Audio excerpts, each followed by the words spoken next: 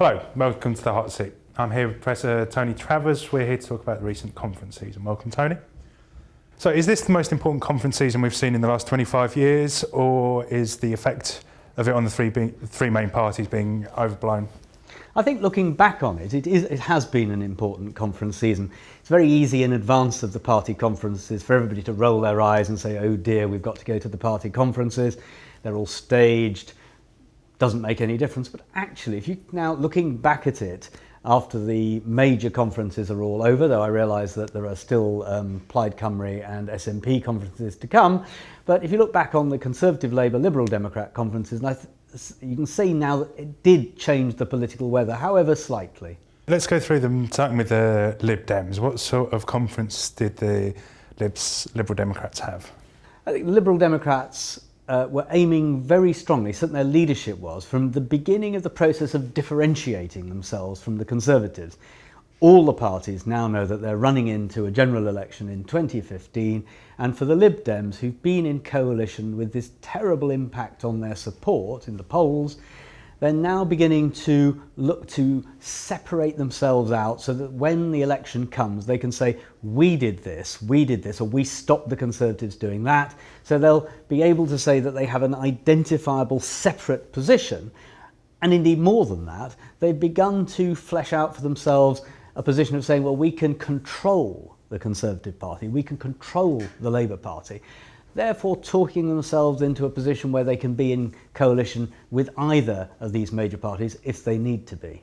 And moving on to the Labour conference, it's possibly the most headline grabbing of the three, is that fair to say? So take us through the Labour conference and Ed Miliband's speech. I mean, it's worth remembering Ed Miliband does make good speeches at party conferences, and so I think people were expecting a reasonably good speech. Unfortunately for him, on the run-up to the conference, he was beginning to get a pretty bad press from all the commentators and even some people in his own party asking, what does he stand for? What does Labour really mean? Is it any different from earlier New Labour type policy? And what the party conference did, I think, did two things. One is it reinforced the idea that Miliband can make a good speech, and secondly, it set the weather really for the rest of the conference season, i.e. for the Conservatives. And he did, I think, in his conference speech, set out a position, particularly with the announcement of things like a freeze on energy prices and the cut in the business rates for small businesses. He set out a position which was very much but not slightly to the left of where the Labour Party had been hitherto, even after New Labour. But beyond that, trying to position Labour as the party of the many against an imagined few, real or imagined few. And I think that worked. And so I think Miliband actually did have a good conference. And what about the Conservative conference then? The Conservatives, I think, also had a reasonable conference. They didn't have lots of factionalism. Nigel Farage turned up on behalf of UKIP to try to stir things in Manchester, but actually, in the end, I think his presence, if anything, pushed the Conservatives closer together, made them more disciplined. I think all Tories know that Nigel Farage is, from their point of view, one of the most likely instruments to get Ed Miliband into Downing Street. So they're beginning to sense that. David Cameron is a polished speaker. He made another good speech, as he often does at these. And remember, he's made several, he's now been leader for a long time. But I think in his speech, he referred back to the Labour conference a fair amount and it was clear from his conference that he needed to make the point that his party was still the party of what it's been in government, or he'd like to be something different if the Conservatives were in power alone, but he wanted to portray Ed Miliband as a drift back to the 70s, the Labour Party of the 70s, and all the difficulties that brings with it. So I think Cameron had a perfectly respectable party conference. The Conservatives as a whole did.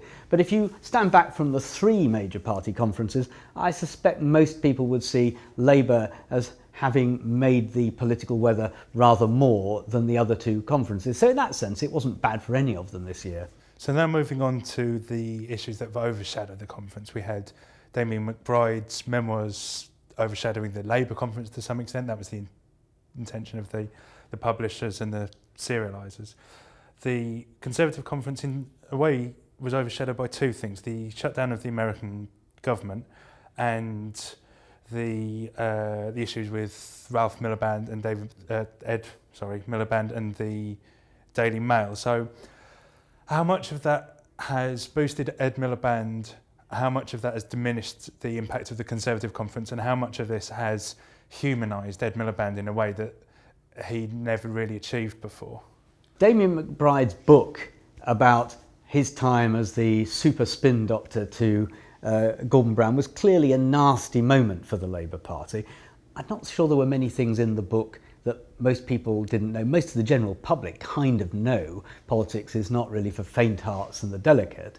And that being the case, what was in the McBride book, I don't think it caused that much surprise, but it did distract attention from the Labour Party conference. Notwithstanding that, I think the Ed Miliband speech in the end stood above it and sort of got over that problem.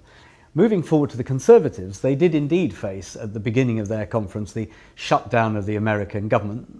A massive event for the politically interested in Britain, probably not so for most people. But the extraordinary outbreak of war between Ed Miliband and the Daily Mail over an article in the Daily Mail about Ed Miliband and David Miliband's father, Ralph Miliband, who of course was an academic at the LSE. I think that did overshadow the Conservative Party conference to some extent. And more than that, I think gave Ed Miliband an opportunity to look strong and to appear to be in a much more powerful position than he'd been seen to be hitherto.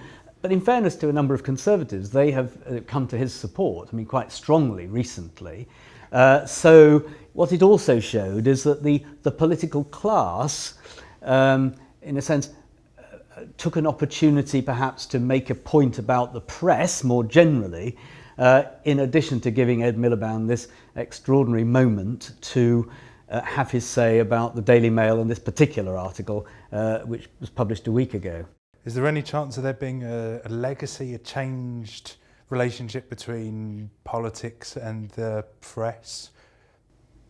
Well, I think the spat between the Daily Mail group and Ed Miliband will affect the discussion about the world post-Leveson and indeed about the regulation of the press in the longer term. There's no question that it will affect the mood music. Now, whether it would lead to any change, we'll never know whether the result will be different to what would otherwise have happened. But, there's no question it's going to affect the debate from now on, has already affected the debate.